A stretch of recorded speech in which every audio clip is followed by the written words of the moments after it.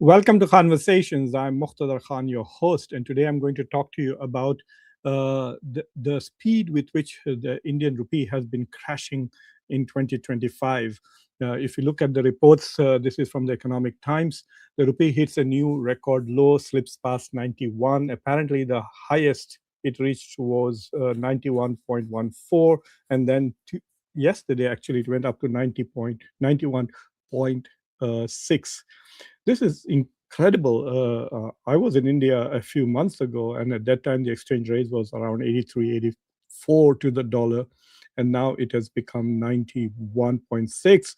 And at the rate at which it has been crashing in the past few days, it appears it's quite possible that we might see a dollar that is worth 100 rupees. So, in today's discussion, there are three or four things I want to do. I want to try and explain why this is happening, even though India's economy is doing very well. If you remember the previous quarter, India has grown by 8.2%. India's exports have also increased. India's imports have decreased, which means that the net trade figure has diminished, the deficit has diminished, which has a negative impact on GDP. So there seems to be a lot of positives in the Indian economy, yet the rupee is falling. And why is it so? So that's the first thing I will do. The second thing that I plan to do is that I will talk about the impact of why this is happening, and I will also talk a little bit about the historical nature of it, and ultimately how does it impact the Indian economy. I will talk about that. I don't have any policy recommendations because, unfortunately, in order to make good policy recommendations, you need a lot of data. And in order to have that data, unfortunately, the Indian government does not share data as easily as, say, the US government. So, first, let me show you what is the state of, sorry, this is the wrong slide. What is the state of the Indian rupee? At the moment, this is before I started recording it. There has been a slight improvement. It has gone down from 91.16 to 90.95. So it is still above 90. And so that is the status. This was just I think it is about an hour ago that I checked on what it was. You can always go and look at it in real time. But what you can see here is that if you go back to 2014, I'll show you the historical data, but in around January of this year, it was about 83, 84 to the dollar, and now in the past 11 months, it has dropped significantly to 91. So roughly 10% to 12% drop. I want to point out one thing. A lot of people are just focusing on the dollar. The Indian rupee is not weakening just in contrast to the dollar. It is also declining with regards to all other major currencies. So if you look at this particular slide that I'm showing, in January, the exchange rate for rupee with the Great Britain's pound, the English pound, was 107.5. It is 118 now. So I think the decline with respect to the pound is slightly higher than the decline with respect to the dollar.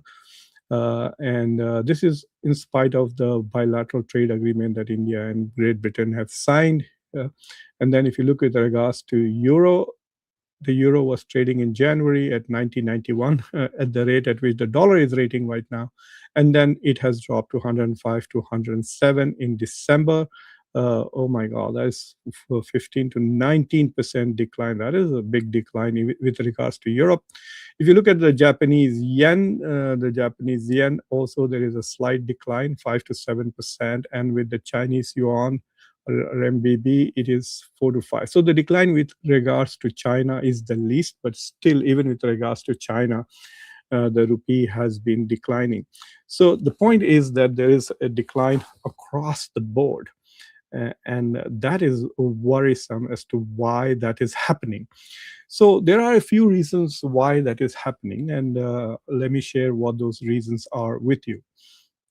I think number one, the biggest reason why that is happening is the uncertainty that Donald Trump's tariffs have created on Indian exports. So what has happened is that even though the Indian exports have not declined as one expected them to because of the tariffs, because partly because of diversification, that India is sending the same stuff to other countries, working hard on that. And the second thing is because India, there was a lot of front loading. So people who were importing stuff from India in the US have imported a lot of stuff way ahead and are, so there's a stockpile of pre-tariff exports here in the US. So the exports have been clogged in. And the third thing is that India has two major exports to the US. One is the electronics and iPhones, for example, and the other is pharmaceutical products, especially generic pharmaceuticals. Both of them have so far been exempted from exports. So right away there you can see about 25 to 30 billion dollars of the overall 80 billion dollars worth of exports that India has towards the US are exempted from tariffs. So because of that, also the impact of tariff hasn't been as much as one would have thought on India's exports. But yet, there is a perception of uncertainty. And then with the talk about the rice related potential tariffs and the fact that the negotiations with India seem to be dragging on, and the fact that there have been lots of negative stuff coming from Donald Trump towards India, people are very nervous about India-US relations, and as a result of that, the market sentiment has been a bit low, and perhaps that's one reason why foreign profits have been withdrawing. But if you look at it, for example, let me see if I can pull it up for you. Sorry, that's not the slide. Let me see where it is. So this is the net foreign portfolio outflows from India. So the reason why this money has been flowing is it's been flowing out since September. So it has nothing to do with tariff. This was even before Donald Trump was elected. So from September 2024 till now, $28 billion of US money has been, of US not just US, worldwide investors in India who are private investors have withdrawn their portfolio investments. And some people were saying that, oh, this is because they're taking profits. No, but the slogan on the market, in the global marketplace, has been sell India, buy China. So some of these people have been buying Chinese stock and basically vacating Indian stock. So that is $28 billion. And in 2025 alone, it has been $18.4 billion. So you can say that from the last quarter of 2024, $10 billion were withdrawn from the Indian market and invested abroad. So the question is, what is it that is making foreign money nervous? Why are investors from overseas not feeling confident? India is the fastest growing major economy.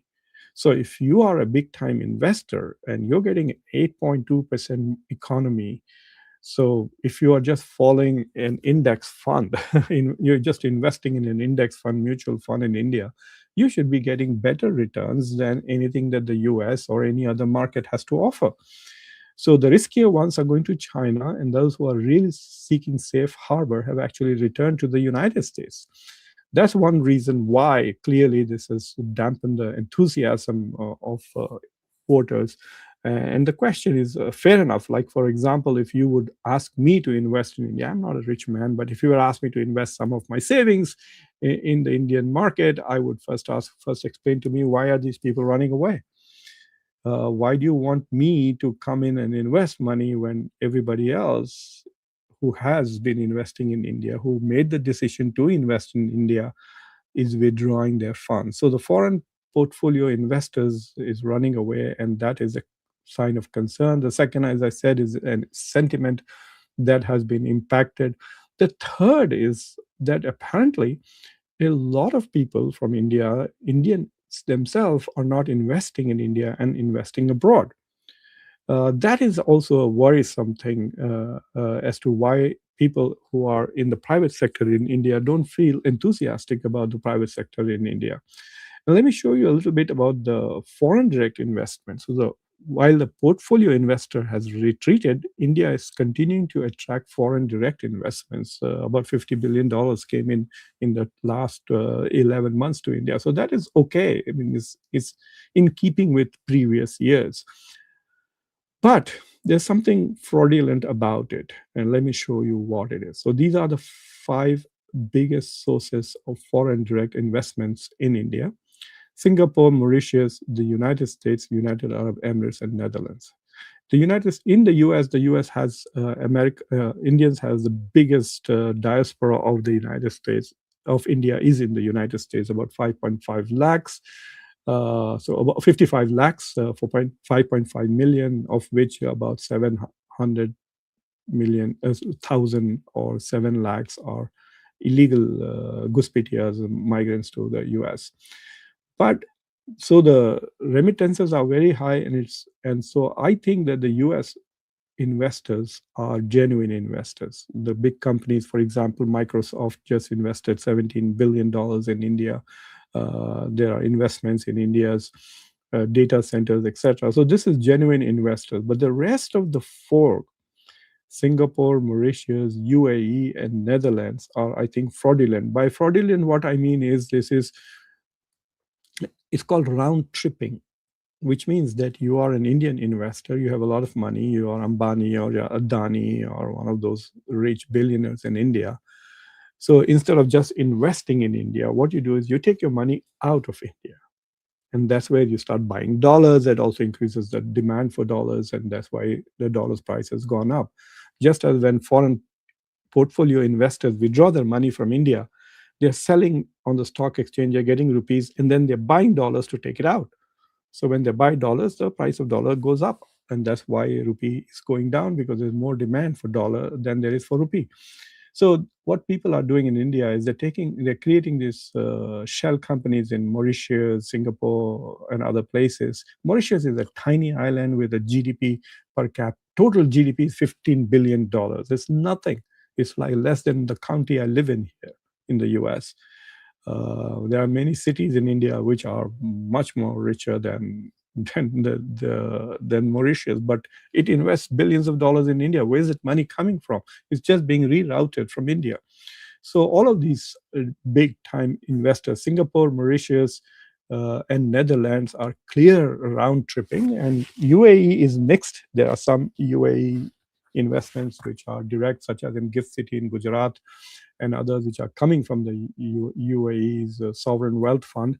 But part of it are again Indians settled there who moved there and are bringing money back into invest. So basically, they are not paying taxes in India. They're getting tax benefits for pretending to be a foreign investor. So that is why the foreign direct investments in India are not as impacted as portfolio investors. So that is the second thing. But the third issue that a lot of people have been making this comment. I was listening to Indian commentators saying one reason why the dollar is going up and the rupee is going down is because the dollar is becoming strong. And so the rupee is staying where it is. It's the dollar that is going strong. So there's nothing wrong with the Indian economy. It's just that the dollar, for whatever reason, is becoming strong. I find that untrue, because let me show you today. I checked today the dollar index. The dollar is 98. So the dollar is worth 98 to a dollar. It means it has gone down by 2%. So the dollar has declined. So if you look at the dollar index, the dollar has also been becoming weaker and weaker. When Donald Trump became president, I think the dollar index showed 1.08.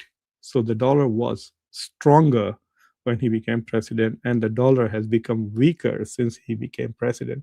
So the dollar is declining and the rupee is declining more. So those analysts on Indian television and shows who are saying that one reason why the rupee is going down because the dollar is going down, is going up, are wrong. Don't pay attention to those analysts. All you can do is just go to the dollar index and you can check, and you can see that the dollar is also declining. And so what I'm trying to say is that you're going to see uh, problems because the rupee has become much weaker. So what is going to be the impact of this going forward? the impact is going to be in some ways beneficial and some ways harmful. The beneficial part is when uh, India's exports will become cheaper. So the tariffs impact that Donald Trump has raised, saying that, oh, the price for the consumer will go up because of the tariffs, and so they are less likely to buy Indian goods. That is going to be partly mitigated by the weakening of the rupee, and therefore Indian exports will be cheaper. And so the tariffs impact for the consumer will be less in that sense. So that's one advantage, and the fact that the rupee is now weaker means exports of India to everybody else in the world will be cheaper. So the fact that India's rupee is declined vis-a-vis every currency which is important. So Indian goods in Great Britain, in Europe, in China, in Japan will be cheaper. So India should be able to, or potentially should be able to, export more to these countries because the rupee has become weaker. However, India is a net importer, which means that India's total imports are more than its total exports. So last year, India's total trade deficit was about 200 plus $billion, which means India is importing more and exporting less. So as a net importer, that's a problem for India because it imports oil, it imports energy. All of those things are going to become expensive. India is at the moment quite lucky because the price of oil has gone down considerably. It's in the $60 a barrel range. So right now, that's not going to hurt India much. But if the price of oil goes up to say 80 or 90, then the extra cost of buying more expensive dollars to import. So imports are going to become more expensive for India. Now, some of the imports are quite essential. For example, India buys a lot of electronic uh, uh, items without which India can't make. So, for example, India exports the iPhone, but most of it is still made in China. It is just brought and assembled in India. So, a lot of India's electronics is very similar. Much of it is imported from China. The same about pharmaceuticals. Most of the chemicals are coming from China. So, India is going to, all these items which India is importing from China, which are ingredients into India's exports, will become expensive because the dollar has become more expensive. Uh, and so India's exports there could become more expensive because the components in India. So those goods whose Indian component is high will remain cheap, but those goods whose ingredients or its components are mostly imported, they will remain more expensive, and they will not be they will not benefit from the the weak rupee. So we will see. I mean, this is too complicated a math for me to do. I don't know about all the goods and the prices at which they are coming at. I'm hoping that by the next quarter we will get some idea about it when you look at current account and deficit, and if you look at the total imports exports data. But that is one impact. The second impact is ultimately, if there are lots of goods that are being imported, and if the value of rupee follows, then it is going to have an inflationary effect, which means things are going to become more expensive. And that is no doubt about it. So if people are not going to get, like, the rupee has gone down by 10%. So it went from 83 to 91, roughly ₹8. You're paying ₹8 more, which is 10% more. So there's a 10% inflation in that sense on all imported goods. Whatever you want to buy, which is imported, is going to be more expensive. And as I said, most of India's pharmaceuticals, as well as India's electronics, etc. So if you're buying a television, if you're buying some medicines, those prices should be up right now in India. And so it's going to cause inflation, and that is going to be troublesome too. So it's going to be interesting to see what kind of an impact in the long run a weakened rupee will have on the Indian economy. And one final point that I want to make is, if the rupee continues to weaken vis-a-vis dollar, then the total India's GDP, total GDP, which was projected in April of 2025, that at the end of the year 2025, India's GDP will be about $4.2 trillion.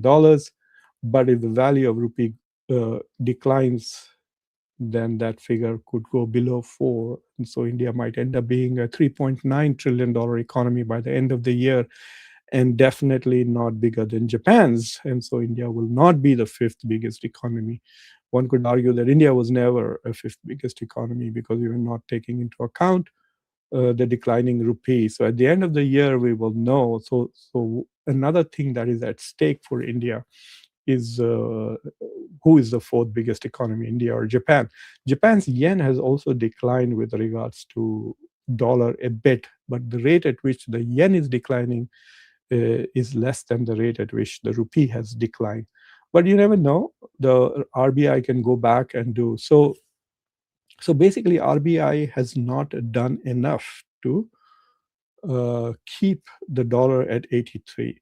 So what apparently the RBI is doing, the Reserve Bank of India, is it is selling enough dollars in the market to prevent volatility, like suddenly jumping from 83 to, imagine if it had happened overnight from 83 to 91. This has taken 11 months. But if, say, tomorrow you get up and you see dollar is 102 instead of 91, and that will shake up the market. It'll have a huge negative impact on everything.